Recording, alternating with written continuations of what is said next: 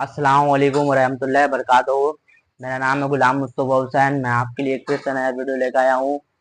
इस वीडियो का ये टॉपिक है कि मरहूमीन के लिए कौन सा अमाल सदका जारिया है जो उन तक पहुँचती है। तो आइए इस वीडियो में हम लोग जानेंगे।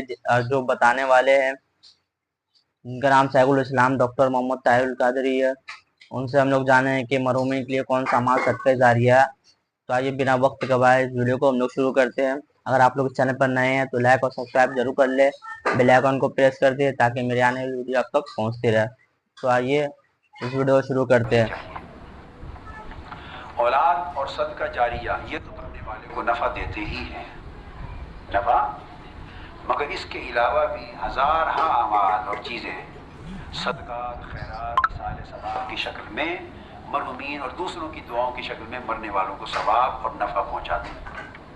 यानी ये तसव्वुर गलत है। जी सुभान अल्लाह, औलाद और सदका जारिया इसी से मरने वाले को नफ़ा होगा और बाकी किसी चीज़ से नहीं।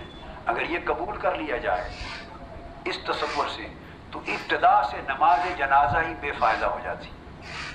अब नमाज जनाजा तो औलाद का अमल नहीं है ना, वो तो पब्लिक का, सोसाइटी का अमल है, न सदका जारिया भी नहीं है।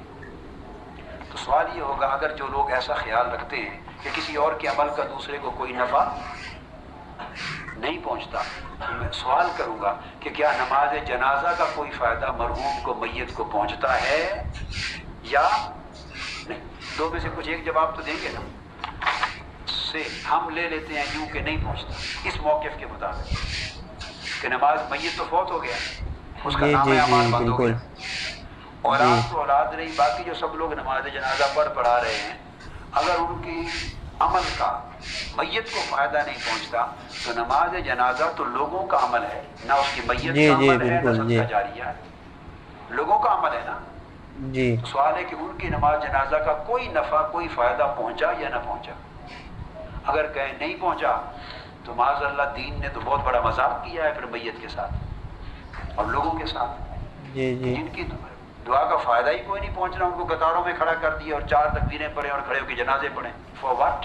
तो आप लोग देख रहे होंगे कि मरहूमीन के लिए कौन सा अमाल सदका जारिया है। तो इस वीडियो का लोग पूरा ज़्यादा देखिए ताकि उनके मरहूमीन के लिए हम लोग इसराब कर सकें। दुआ, अगर नमाज पढ़ी तो उन्होंने पढ़ी, दुआ मांगी तो उन्होंने मांगी, कलिमात पढ़े तो उन्होंने पढ़े, मैयत को फ़ायदा अगर नहीं पहुंचता तो ये माज़अल्लाह ये अमली मजाक बन गया। जब फ़ायदा ही नहीं पहुंचना तो सीधा जाके दफना दो, ये क्या हो रहा है? जी बिल्कुल जी। और अगर आप कहते हैं नहीं फ़ायदा पहुंचता है तो सवाल यह है कि वो नमाज जनाजा मैयत का अमल है या दूसरे लोगों का अमल है? बोलिए ना बेटे, अमल किसका है? पढ़ने वालों का।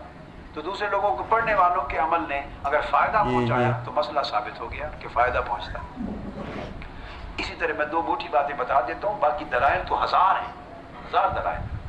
दूसरी बात ये रख लें कि हदीस में जो आया है कि उनके लिए दुआ करनी चाहिए। अब दुआ अमल है या नहीं है?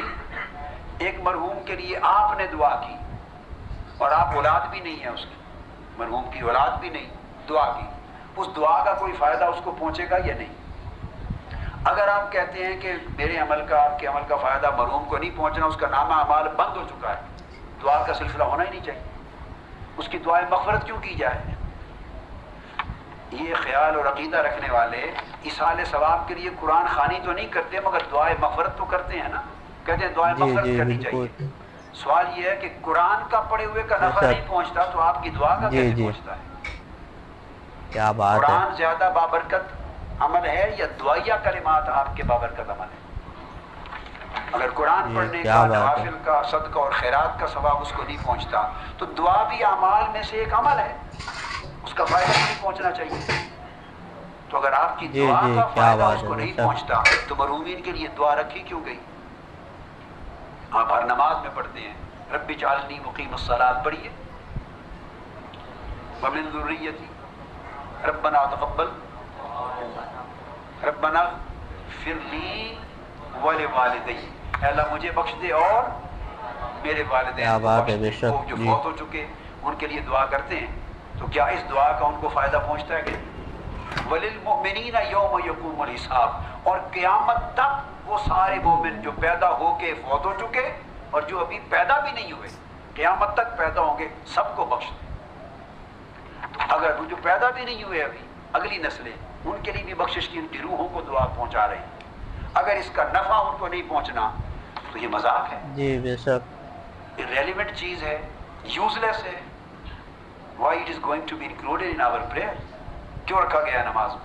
तो आप लोग इस वीडियो गौर से जरूर सुने और अगर आप कहते हैं कि और इस वीडियो को ज़्यादा से ज़्यादा शेयर जरूर करें, तो दुआ क्या चीज है, ताकि जिनको नहीं पता है वो उनको मालूम चल सके। इसको इसलिए इससे आपको भी सवाब मिलेगा दुआ की शक्ल में। और जो सुन रहे हैं उनको भी सवाब मिलेगा। हुजूर सल्लल्लाहु अलैहि वसल्लम से एक सहाबी ने पूछा, या रसूल अल्लाह, मेरे माँ बाप फौत हो गए, तो क्या उनकी मैं खिदमत कर सकता हूँ कि फौत होने के बाद? हुजूर सल्लल्लाहु ने फरमाया, हाँ वो तो खिदमत कर सकता है, वो फौत हो चुके थे। जी जी, साद सहाबी का नाम था जो फौत हो गए वालिद। कड़वा पानी मिलता था मदीना पाक में, तो कुआं खुदवा दे, लोग पिएंगे, सदका खैरात चलता रहेगा, तो ये सवाब तेरे माँ बाप को पहुंचेगा। तो हुजूर सल्लल्लाहु ने नाम रख दिया बि'r उम्मे साद। जी बेशक, जी बेशक। साद सहाबी थे और वालदा फौत हुई थी, जिसके लिए पूछ रहे थे, तो फरमाया साद की माँ का कुआं। तो आप लोग इस वीडियो को पूरा जरूर देखे होंगे और समझ ही गए होंगे। तो आइए ऐसे वीडियो के लिए हम आपको फिर से मिलेंगे अगले वीडियो में। अस्सलाम वालेकुम।